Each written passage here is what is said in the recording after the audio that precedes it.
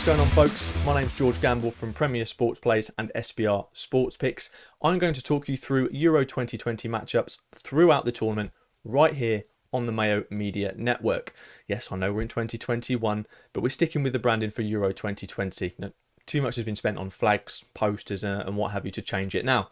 In this particular video, I'm going to be talking to you about the games on Monday and Tuesday. But before we dive into the details, I want to get your opinions. What do you think is going to happen? Do you think the Scots are going to get off to a flyer? Do you think Robert Lewandowski is going to put Slovakia to the sword? Let me know in the comments and see if there's any other people out there who are thinking along similar lines. Also, before we begin, please pop this video a like. Don't forget to subscribe to the page as well, as it truly helps out. And also hit that bell so that you get notified every time we release a new video, because you don't want to miss them. Right, so diving straight in, we've got Scotland against the Czech Republic. Now, this is a massive, massive game.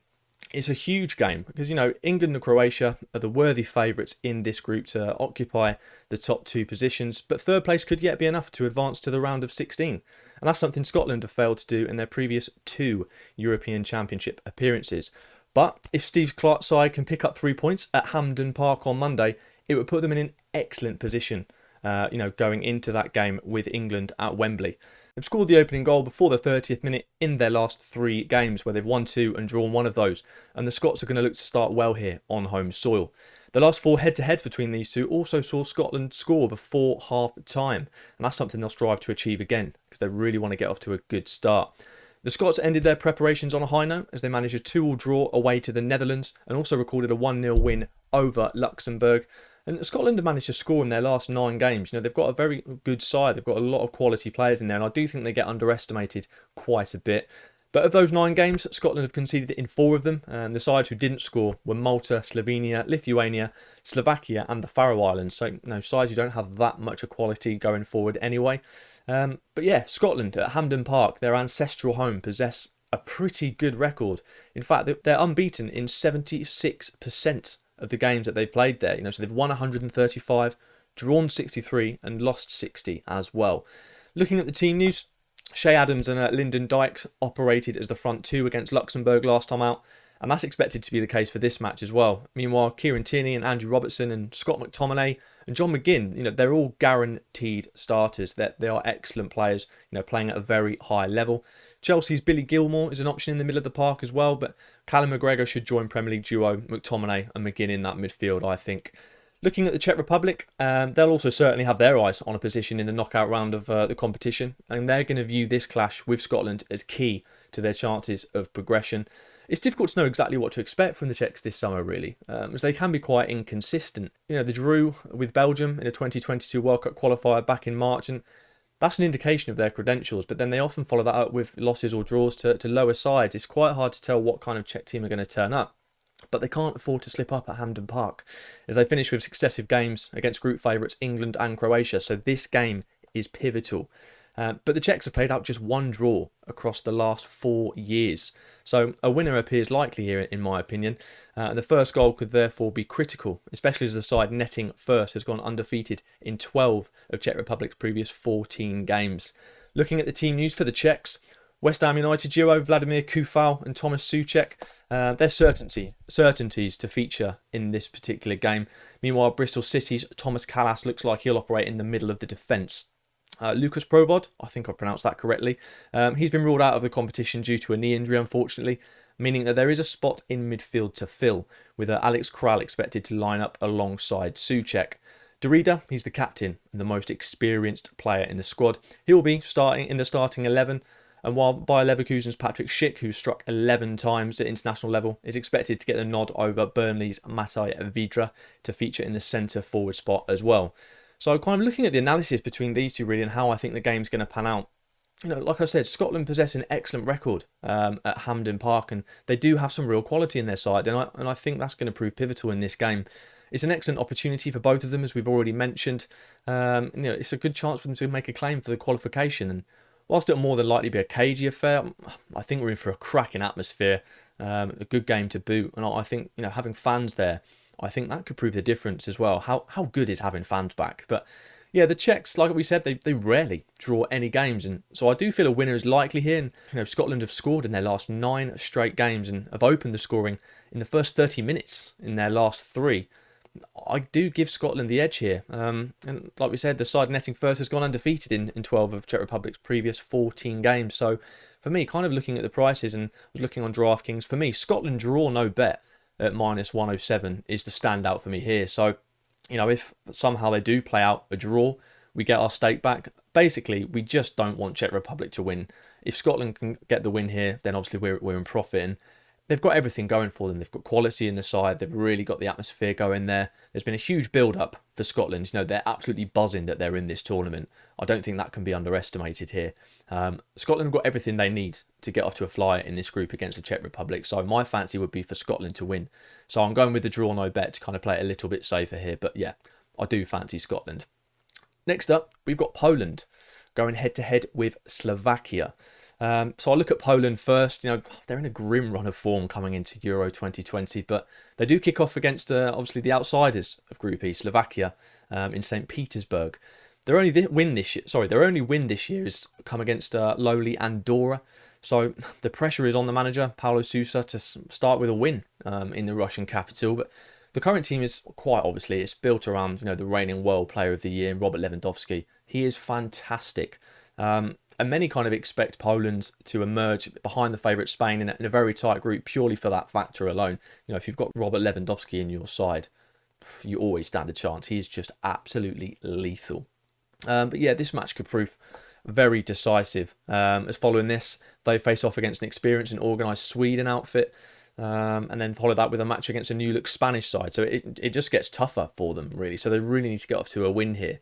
They've been held to draws by both Russia and Iceland in the warm-up friendlies recently, and that extended their winless streak against top-tier nations to the best part of 7 months.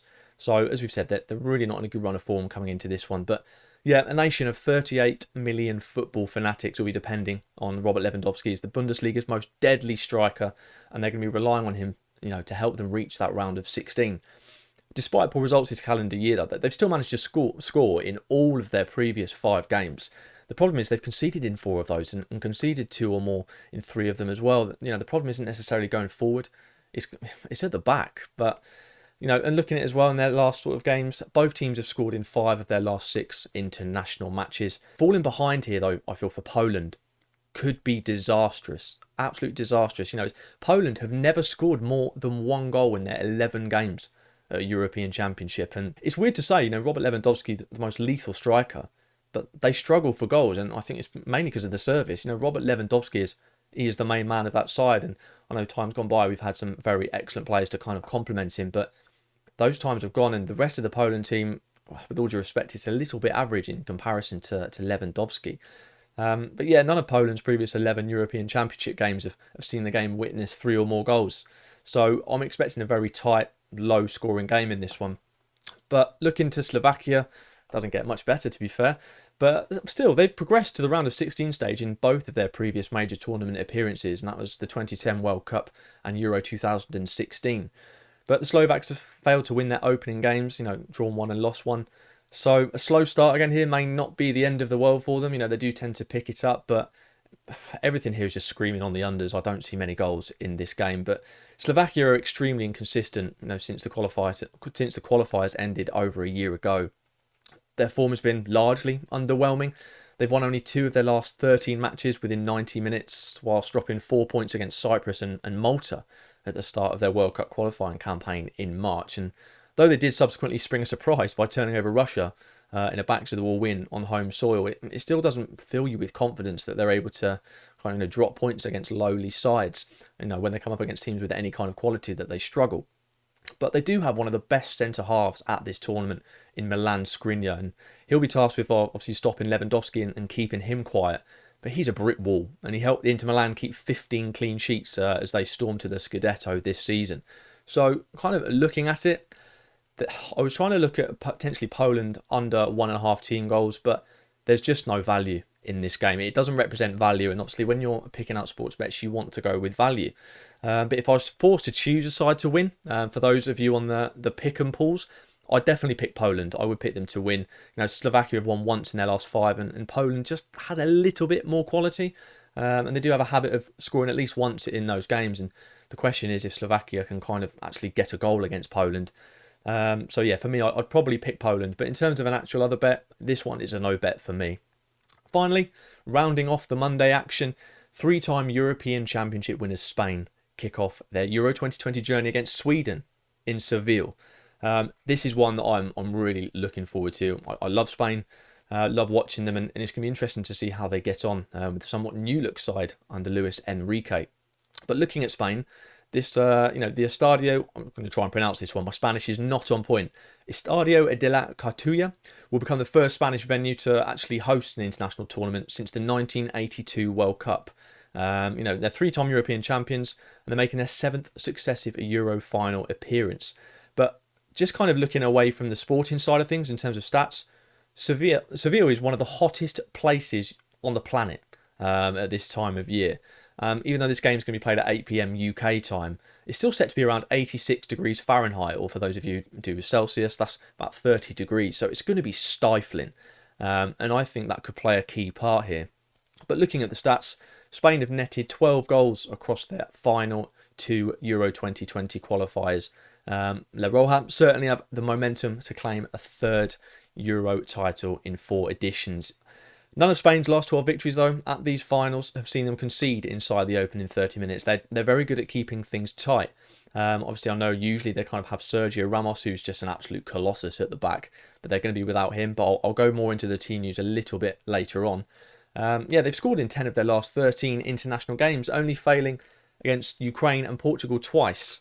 And it's the first time in history that a Spain squad hasn't actually had a representative from Real Madrid in a new look side.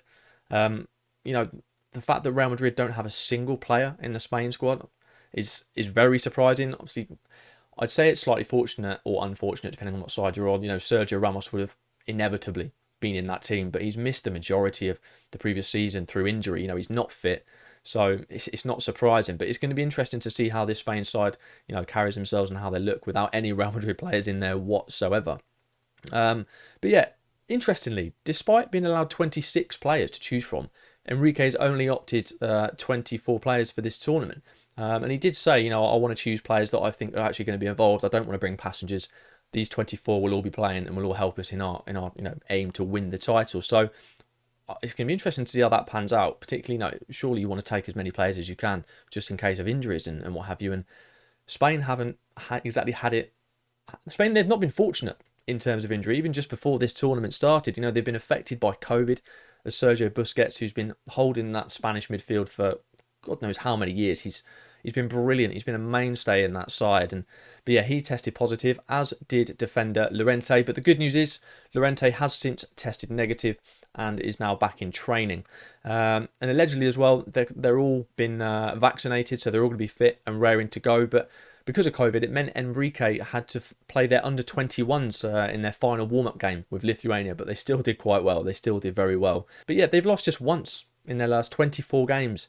And the 2008-2012 winners have a brilliant atmosphere in the camp, according to Enrique. Like I said, they're going to take some beating. I'm really keen to see how they get on. So looking at Sweden, who I think have got their work cut out for them, everything's against them in my book for this one. They're facing a very strong Spanish side who are going all out for the win. They've got to contend with that heat. I honestly believe if this had been played anywhere else in Spain, I'd have given them more of a chance. But if any of you have ever been to Seville, you'll know how hot it is. It's just insane, and particularly in the peak of summer as well. But still, nevertheless, Sweden are flying under Jan Andersson. He boasts a win rate of 50.91% after a 5-game winning run, albeit against modest opposition. They beat Georgia and Kosovo in World Cup qualifiers, and Estonia, Finland and Armenia in friendlies. So, they're not the greatest sides, but nevertheless, you can only beat who's put in front of you. History is against them somewhat, as they've exited the group stage in 4 of their 5 Euro appearances since their semi-final appearances at Euro 92 and the 94 World Cup. They also lost to Spain 2-1 in the only prior Euro finals meeting, and that was back in 2008. And coincidentally, it's the same scoreline by which Sweden have lost both prior Euro games against any host nation. Little fact for you there. But anything from this game would be a bonus for Andersson's side. With the upcoming games against Slovakia and Poland, those two are the ones that will decide whether they qualify or not. This game is kind of a bit of a free hit, but if they can get anything from the game, it's brilliant for them. But yeah, Alexander Isak, he's the main danger in Sweden's squad. You know, the 22-year-old scored 19 goals for club and country this season. So he'll be chomping at the bit to try and, you know, cause that Spanish defence some problems. You know, Spain's squad, like I said, they've allegedly been vaccinated and there's no more COVID problems. Obviously, once Busquets comes back. So they should be raring to go by Monday. They're very likely to dominate against this Swedish side, who, you know, they might have been in good form, but they do tend to, like, they struggle to lay a glove on any side who's a bit better than any side that has quality. You know, in recent home and away defeats to France, Portugal, and they've shown that, along with losses to Denmark and Croatia. Anytime they face a side with a little bit of quality, they do tend to struggle. So I kind of had two potential picks here that I did quite like, but I think my favourite is going to be the over 2.5 goals. And that was at plus 108, and I thought that offered great value. I do think the heat is going to have a big part to play, and I think as the game goes on, you know, the way that Spain play, they're expansive. They make the opposition chase them, and they keep passing and passing and passing. And I think that second half, with that heat, Sweden are going to be run ragged, and I think that's when gaps will appear. So I wouldn't expect it to be, you know, goals right from the off. Maybe even a very, very low scoring, maybe not even a single goal in the first half. But that second half, I do think things will open up. And yeah, so plus 108, you know, that's brilliant value. You know, over evens on that. I do think that's a play. And the other one I liked was Spain on the -1 Asian handicap. That was at -141. You know, because Spain have got goal scorers all over the park and just possess far more quality. And again, like I said, that scorching heat is going to play a huge role in this game, I think. And the beauty with that on the -1 Asian handicap is, you know, if Spain just wins by a single goal, we get our money back. And I'm fully expecting Spain to go on and win this one. So I think that's a pretty solid bet. And like I said, I do think we'll see goals here. So those are my picks for the Monday. So I hope you enjoyed this video ahead of some exciting matches in Euro 2020. Hopefully it's given you some insight ahead of Tuesday. And I'll be back soon to chat to you about even more games from the Euros. Don't forget to follow my Twitter pages. You can follow the stats page, which is at @CGeorgeGamble. And you can also follow my personal page. I often post previews and things there, as well as the occasional stat, and also my opinion on football, and who doesn't want a bit of that. And you can follow that page at George_CGG. Please, once again, like the video, subscribe to the channel as it really helps. And don't forget to hit that bell so that you get notified whenever we post another video, because there's going to be plenty of them coming throughout the Euros and you don't want to miss them. Best of luck with all your picks, and I'll see you soon.